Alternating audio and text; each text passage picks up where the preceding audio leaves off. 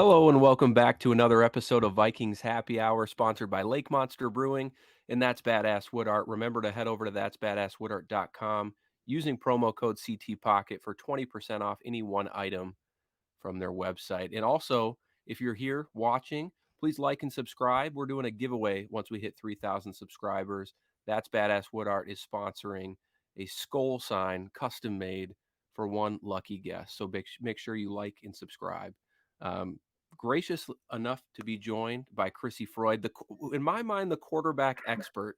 Nobody knows quarterbacks quite like you do. So happy to have you on here.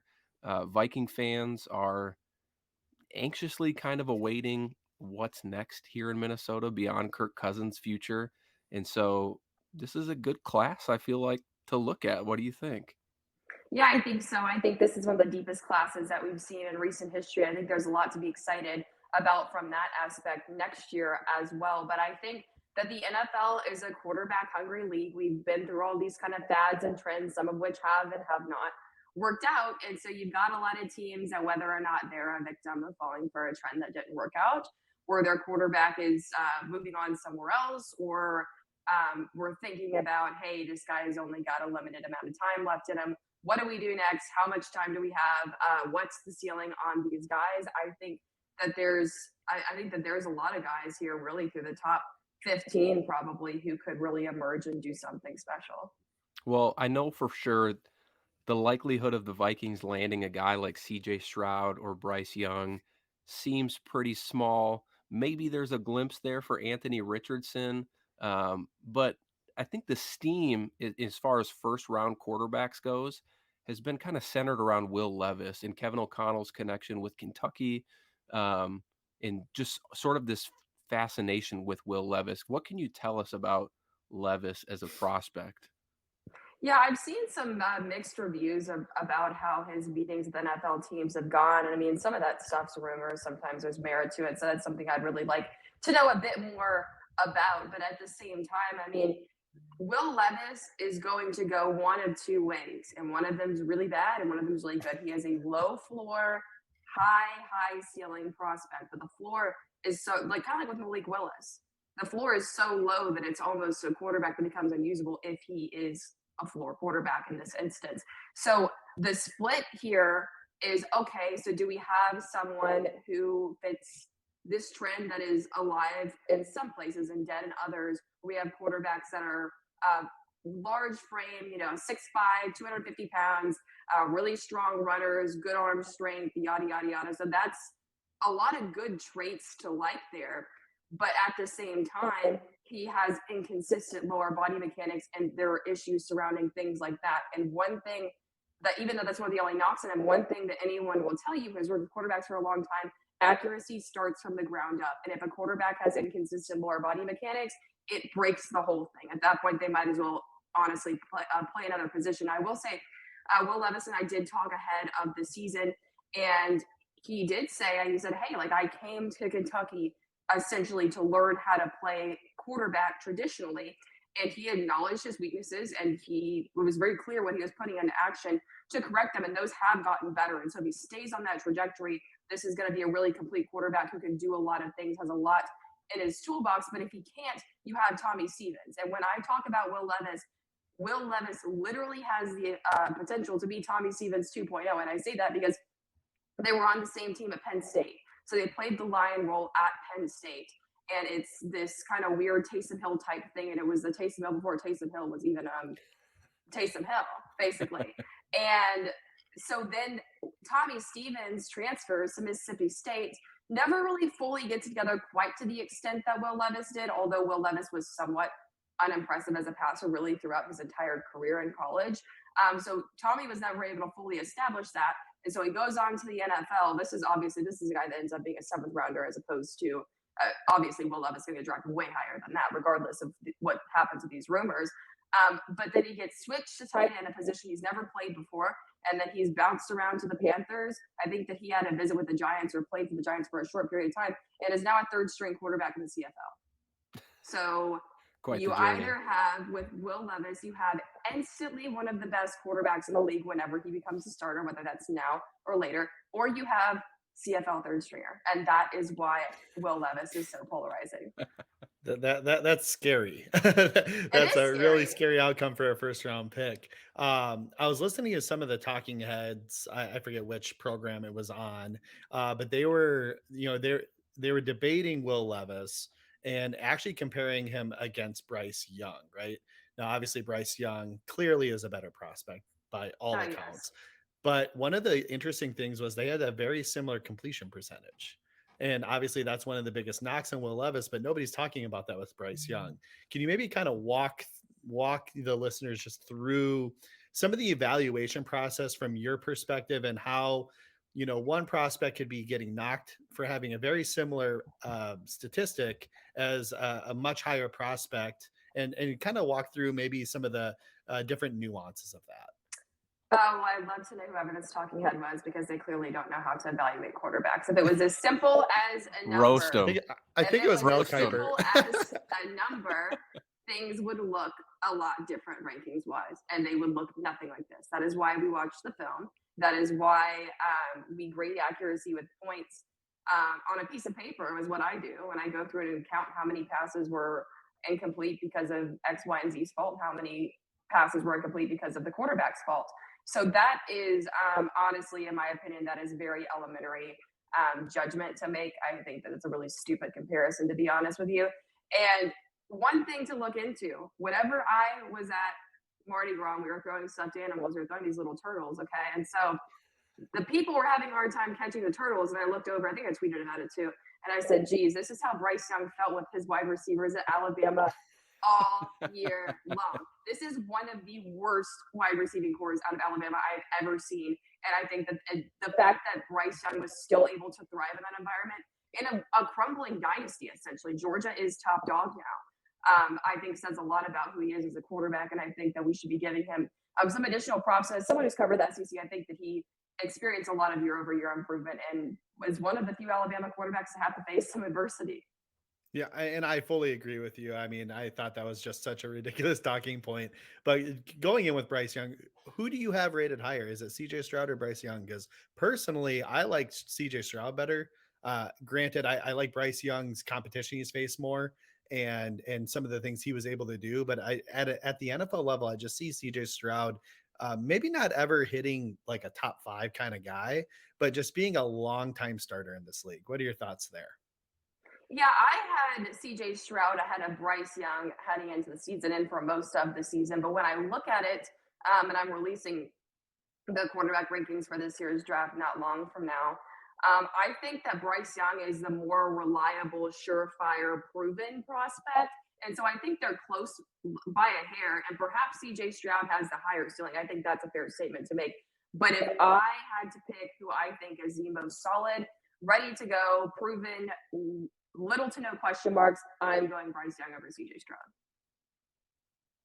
Can I ask you a question? Because there also is, like I said, the top quarterbacks. As much as I would love to get my hands on one of them, I just don't think it's happening. But there's been some recent buzz amongst Vikings fans about Hendon Hooker.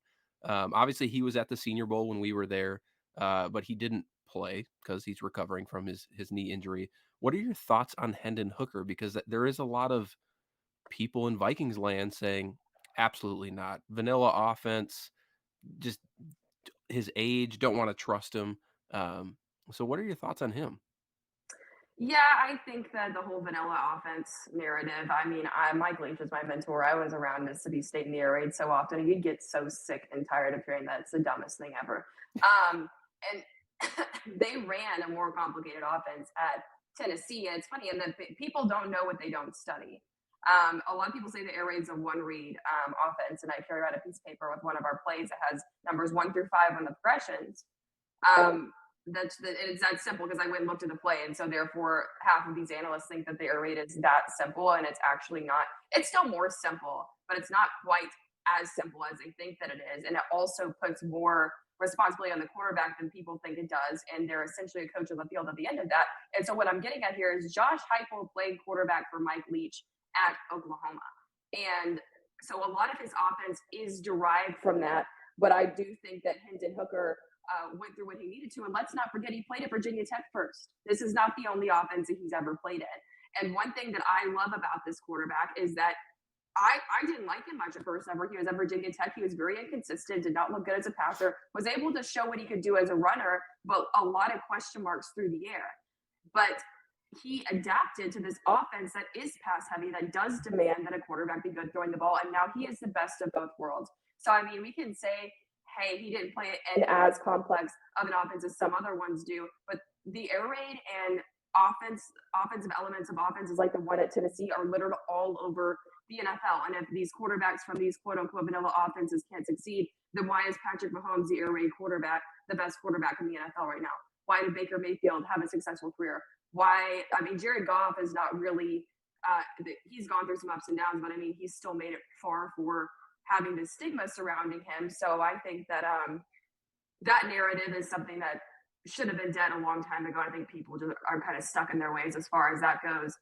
But no, I think that Hendon Hooker is a very well-rounded quarterback prospect. As a matter of fact, in me and Mike's last conversation before he died, he told me that he thought that Hendon Hooker was the best quarterback in the SEC, which would imply that he probably views Hendon Hooker as the best quarterback in this draft. And Mike Leach has been heralded for several years as one of the best quarterback evaluators in the history of football. So, are you comfortable taking Hendon Hooker on day one? I think he deserves to go on day one. I think the biggest thing with him is going to be that stigma surrounding some of these offensive elements, and then his injury, which was a major injury. And I think that that is one thing I will say that there is merit to. Some of these players come back from this injury and they bounce back. They're perfectly fine, and some of them are never the same.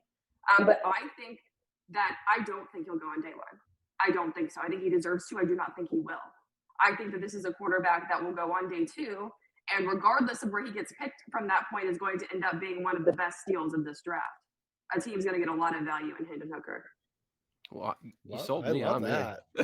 I mean, I love hearing that. I mean, yeah, my biggest stigma against him is just his age. But like, again, to your point, you know, he's still going to have 7 to 10 years of high quality play before he starts. And how long did Tom Brady play? I mean, if they want to stay, exactly, right? Like, I mean, if you're a good quarterback, you're going to last at least until your mid to late 30s. I mean, you're even looking at look at Kirk Cousins. I mean, he's 35 and he's still playing relatively well, right? So, yeah, if you can get 10, I mean, you can get 10 years out of a quarterback, you're pretty lucky. So, I totally agree with you there. So, obviously, there's some later round, or not even necessarily later round, but there's going to be some guys outside of these top 5, right, that people are going to want to learn about, because the likelihood is we're probably going to be out of reach for all of these unless we decide to take a chance in Hendon Hooker in the first, or if we get lucky with Levis or Richardson falling, which again, mocks are all over the place. Most people have at least three guys going in the first 10.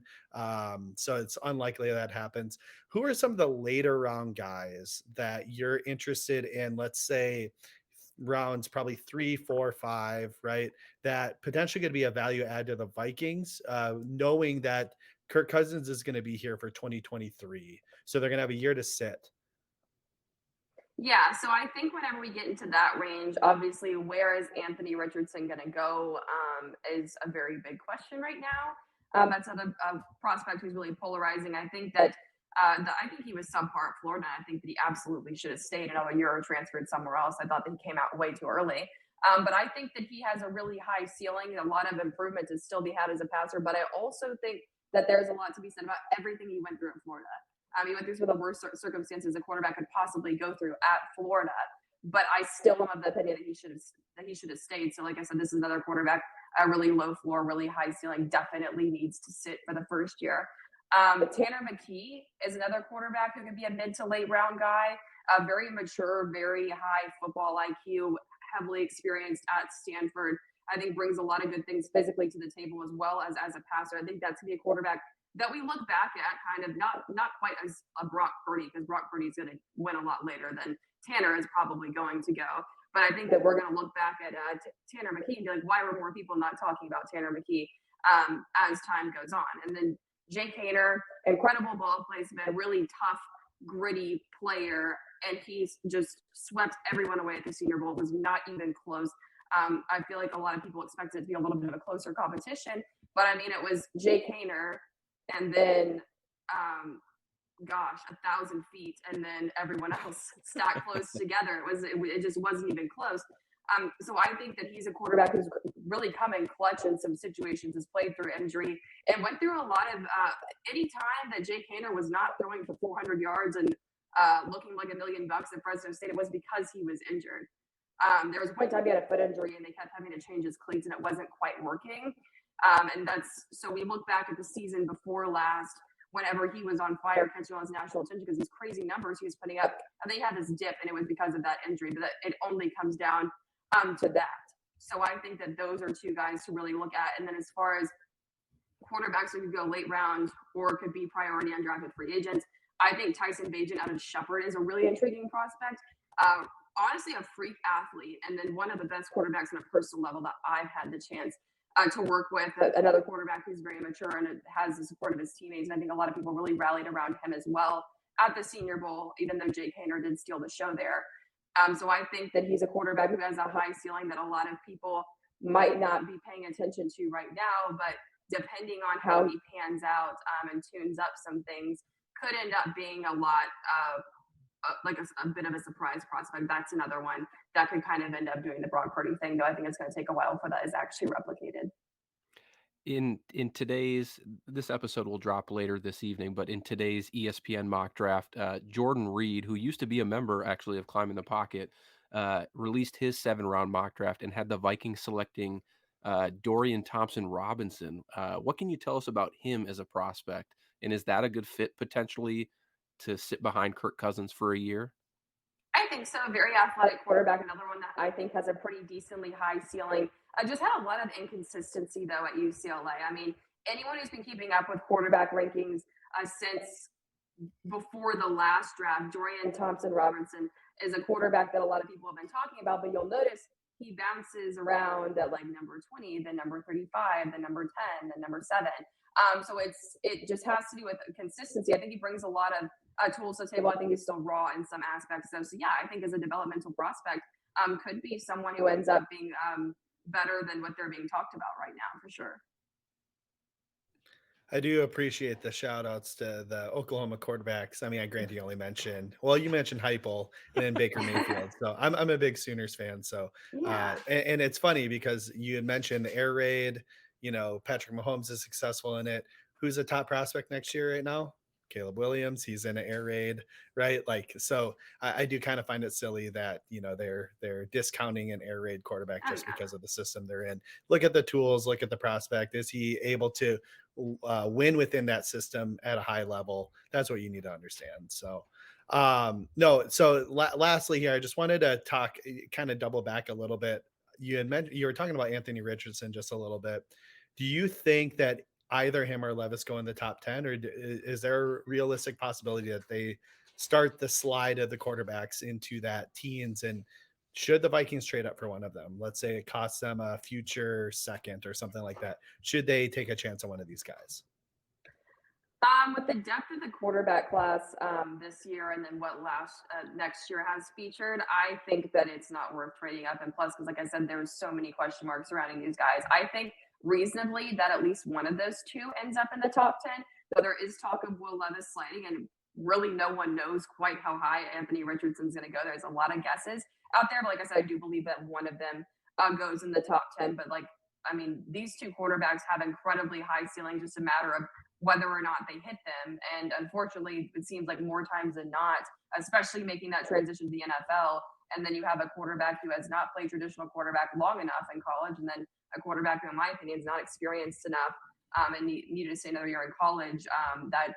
That coupled with the jump to the NFL, it just makes for some rough waters. But I mean, some guys do it. I mean, Joe Burrow to me was more established overall, but I mean, he clearly didn't seem to have any issues making the leap to the NFL and has been successful ever since he did. I mean, for me, this episode has been fantastic because Thank you. I love hearing about quarterbacks because I guess I'm looking forward to whoever the next person is behind Kirk Cousins. But you gave so much good insight on the late day guys, and especially Will Levis and Anthony Richardson, who really and Hendon Hooker, who are really the talk of the town right now on whether or not we should go after one of these guys. to eventually supplant Kirk Cousins. So, is there any other quarterback statements you want to make ahead of the draft, which is, by the way, less than a month away already? I think we should all take a guess on who's going to be the best out of all these when all said and done. Oh, you put us on the Let's spot. let's do that. Are you going first?